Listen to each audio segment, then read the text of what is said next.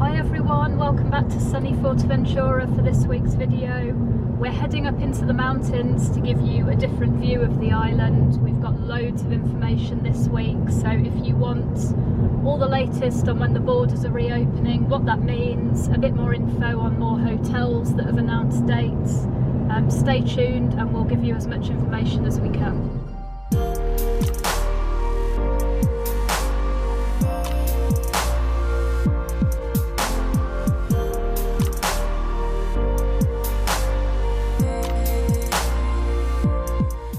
So we've come to the town of Betancuria, which is probably the prettiest of the little towns inland on Fuerteventura. It's quite a popular spot for tourists. There are a few here actually, so I'm guessing that they're people that have come from other islands. And a couple of the cafes and restaurants are open here, which is great to see. We also have a new cat friend. Yeah, we've made friends with this cat. He's chatting away.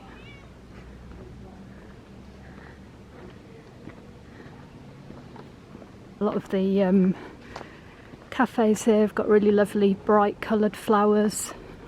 Really nice photo spot here.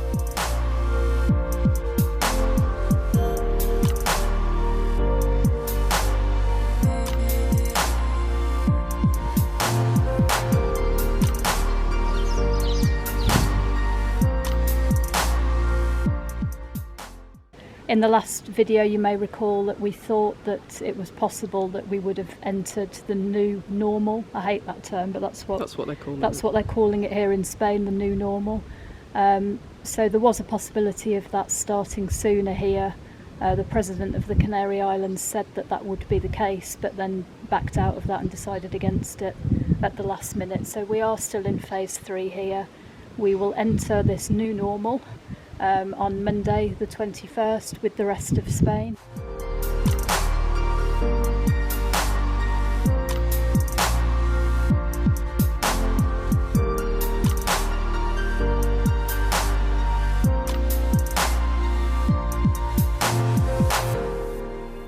Okay, so we're back in the house for this. Best laid plans never quite work out, do they? No, not today. Not today. We had a great morning up in Betancuria, but we had thoughts of going for a picnic. We've got a great little spot up in the mountains that we enjoy going to, and when we arrived there it was all roped off, so that couldn't happen.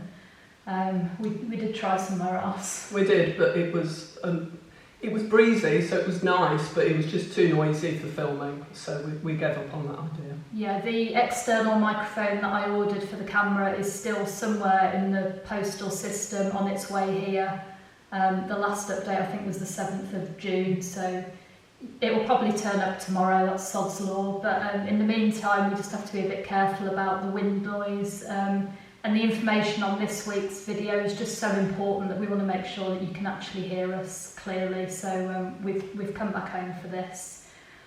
So yeah, 3 huge pieces of news this week. The first is the reopening of the Spanish border. Yes, so the Spanish Prime Minister officially announced this week that Spanish borders will reopen on the 21st of June. Previously, we had thought it was going to be the 1st of July, but it's now definitely the 21st of June. And initially the borders are going to be open to any countries that fall into the EU and Schengen areas. And that does include the UK and Ireland, which wasn't clear from the get-go, but that has now been clarified, hasn't it? There was a lot of confusion around this on Sunday, conflicting media reports. The simple answer for that is that the Spanish Prime Minister's wording said EU member states plus Schengen, and because the UK is still in the transition period, they are considered an EU member state up until the 31st of December. So UK and Irish visitors will be able to travel to Spain from the 21st. There is a few caveats around this though, and this is why we wanted to kind of sit down and have a chat about this.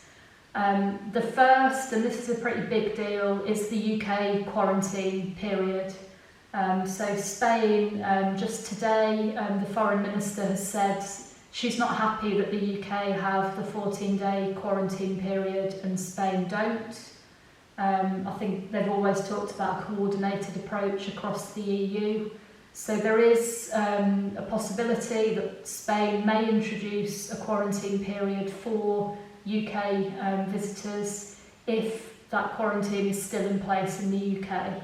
So it's more pressure really back on the UK side to scrap that quarantine. So just to clarify, the quarantine period in Spain will also end on the 21st of June, because again that was originally the 1st of July. It was. And this is why there's a little bit of an issue here, because the UK quarantine period, which is in effect at the moment, isn't even due to be reviewed until the 29th of June. So you could have a situation where somebody travelling from Spain entering the UK would have to quarantine, whereas that wouldn't happen in reverse, and the Spanish government aren't happy about that. This is something that we're seeing in other countries. So France, for example, they've said, yes, UK visitors are welcome, but because there's a quarantine in the UK, there would also need to be a quarantine in France.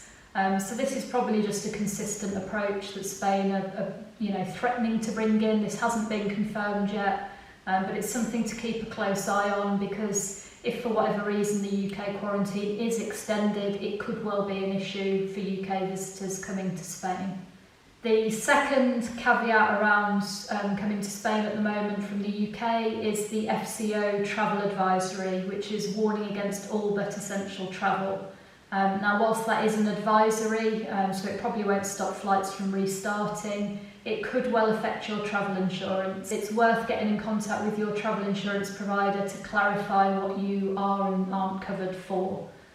Your EHIC card, which was previously the E111, is still valid until the end of this year, so that would provide you with medical treatment if you needed it here in Spain. But it doesn't replace travel insurance, so travel insurance covers you for an awful lot more, so definitely check with your insurer if you are planning to travel to make sure that you're covered. And I suppose the final kind of thing on the borders opening from a UK and Irish perspective is that the date of the 21st of June is pretty much academic at this point. We know that most of the airlines are not planning on resuming flights until the beginning of July. So that's not likely to change as a result of this announcement. But it is good news if you do have a holiday planned sometime soon, and I know there's an awful lot of you because you're dropping me loads of nice comments and telling me when you're due to travel. It's a great first start, and we do have some clarity now about what's happening. But yeah, just these things to be aware of. I suppose the other thing to touch on is that, whilst figures generally are starting to look on a better downward trend, if anything does change, then obviously these plans can be altered. So it's worth keeping an eye on the situation where you are before you travel and kind of see how that's looking. So that's the update on Spain in general, but we wanted to talk specifically about how that affects the Canary Islands and obviously Fuerteventura in particular, didn't we? Yeah, I've had a few questions on this. So people have picked up media reports over the last few weeks that they may need to take a COVID test, a PCR test on arrival if they want to travel to the Canary Islands. That came about because the Canarian president here has been very vocal about trying to maintain health security. He wanted all incoming passengers to have a test. We've always been pretty sceptical about this, to be honest. The logistics of trying to do that would be a nightmare. There's been plenty of discussion around who would pay for it. Some of the media reports said that passengers may have to pay €20. We heard yesterday that has been scrapped. So if you travel to the Canary Islands, you won't be subject to a mandatory test. The EU were always against testing on arrival. They said if it was going to be done at all, it should be at origin, and they raised issues around the legalities of forcing people to have a test because it would contravene the freedom of movement, which is obviously in place across the EU. So for various different reasons, that's not going to happen. So what we do know is when you arrive here that the airport have got some systems already in place. Yes, so there's thermal imaging cameras that are now installed in the arrivals area. So once you're coming into the airport, obviously you'll be walking past those.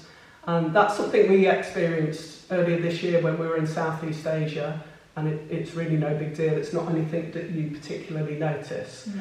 But they're a safety precaution designed to detect anybody who has a high temperature.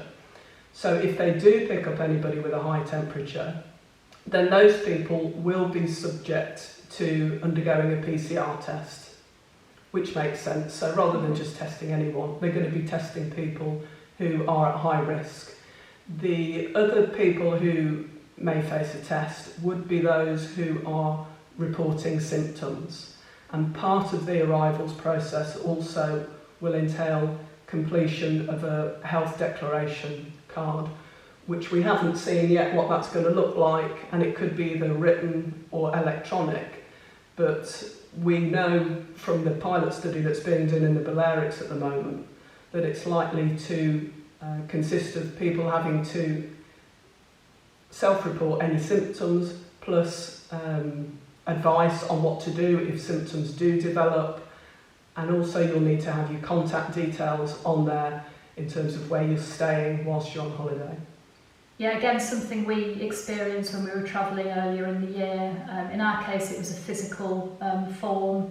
It may well be that there's an electronic version here. We don't know yet. When we see that, we'll be able to let you know what it looks like and what's on there. But it's going to be relatively simple, straightforward things that you would probably expect, just to try and minimise the risk and to make sure that there's some means of contacting you. The only other reason that you might need to be tested is if somebody on your flight has been identified as being positive. And we know, as we mentioned on last week's video, that the airlines in Spain or coming into Spain will need to keep passenger records for a month, including where people have sat, so that they can have some sort of tracing system. And we know also, and this is unique to the Canaries, that you are going to be having to wear a mask during the flight, and I think that's going to carry on for some time. This will bring in a set of different rules. We're expecting that there may be specific things to the Canary Islands. There's a meeting taking place tomorrow. If there's anything that comes out immediately, I'll edit it into this video. If not, we'll talk about it in next week's. What we do know is that masks will be compulsory in public places. So any public place where you can't maintain a distance of 1.5 metres, you will be required to wear a mask. So that, and that's what's happening at the moment. So for example, if you go into a shop or into a shopping centre, a supermarket, you have to have a mask on. If you're in an outside public place, which would be very congested, then you would be expected to wear a mask. But that hasn't really applied here at the moment. I think that would be more applicable for a city such as Barcelona or Madrid, where it's a very bustly type place and you're coming in close contact with people on the street. Yeah. So yeah, certainly, as Sarah said, if you go in a shop, anything like that, you will have to wear a mask. They sometimes will ask you if there's hand sanitizer and gloves, you need to use those as well. You don't have to wear a mask in a bar or a restaurant when you're eating and drinking. And in most cases, all of those tables will be spaced out sufficiently that wouldn't cause any issues anyway. And you're not going to have to wear one while you're sunbathing either. No, so you there don't won't need be an one on the awkward beach. tan line, Tan line going on. Yeah, so no masks on the beach. It really is just an inside public area. The other thing, of course, is public transport. So any kind of public transport, it's mandatory to wear a mask. Taxis, buses, all of those. And if you're sharing a car with people that you're not staying with, so if you've got friends on the island that you're meeting up with and you're all going together in a hire car somewhere, then you would all need to wear a mask in that situation. But if it's one family unit or couple and you're staying together, that's fine. If you're hiring a car, you don't need to in that situation. And I think just the final thing to say on this really is that it's potentially easy to feel complacent here because at the moment the virus isn't a big deal. Numbers will go up here as people start to travel to the island. That's inevitable. Nobody has eradicated this virus yet, so it all is a case of trying to minimise the risk. If you're asked to wear a mask, be respectful of the rules. Cut the businesses a little bit of slack here. There's a lot of them that are still only just opening up, some that will be opening as you arrive. It's all fairly new for them as well, so everybody's just got to try and do their best, I think. Yeah, and I think regardless of what your opinion is about wearing a mask or not, if you're caught not wearing one where you should, then you could face a fine of up to €100. So it's just not worth it. Yeah, and it's, it is a case that rules are respected here. The police generally, they do enforce things here, so don't take that for granted. If there's a rule to follow it. It won't impact you having a good time on holiday. There's so much open space here on the island. You can minimise who you come into contact with quite easily. We manage it on a day-to-day basis. But yeah, just be respectful of the rules. Be aware that there will be some people on the island that really want tourists back because it's crucial to the economy. But there are going to be people here that are fairly nervous about it as well. So, it's just being aware of that and just trying to do what you can to keep the island in a good place. I think the other thing that's quite important to talk about at the moment is that obviously it's great news, the borders are reopening and tourism is going to begin restarting again. But at the moment here, there's still only really small bars and cafes that have reopened, and a lot of the larger restaurants haven't, and we don't know yet when they will do. So some of the favourites in Cala, for example, Fado Rock, Fusion 22, still closed, and we don't know yet when they're going to reopen. What we will do is probably do another walk around video of both Cala and Corralejo over the next few weeks. As more things open up, it will give you a more up-to-date version of what's happening. The videos that are currently on are obviously a few weeks old now, and things are changing all the time. The tourist board here in Fuerteventura has published a few more hotels that have now confirmed their reopening dates. So I will put these in the description. If you didn't see last week's video, then there's a section on that of the ones that announced that first, so you can go and click up there for that one. But the major new additions that have been announced this week are some of the Barcelo hotels.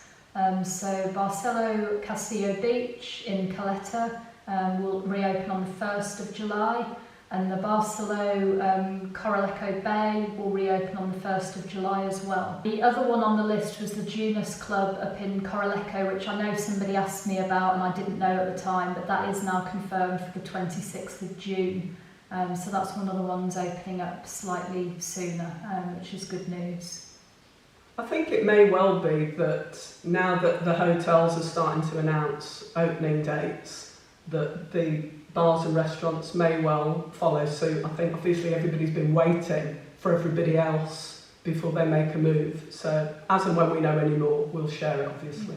And that's it for this week's video. It seems like a huge amount of information. If you've got through this far, thank you for sticking with us. If you want to know what the weather's like here at the moment, it is hot. Hot. It's almost been Calma like the last couple of days, so the temperature is really humid, really hot. Yeah, it's kind of, I suppose it's different as a local because you adjust differently to the temperature, but yeah, we've really felt the heat the last couple of days. Thanks again for all the comments, thanks for the likes, the shares, and to everybody subscribing as well. Thanks very much. Thank you and goodbye. See you next week.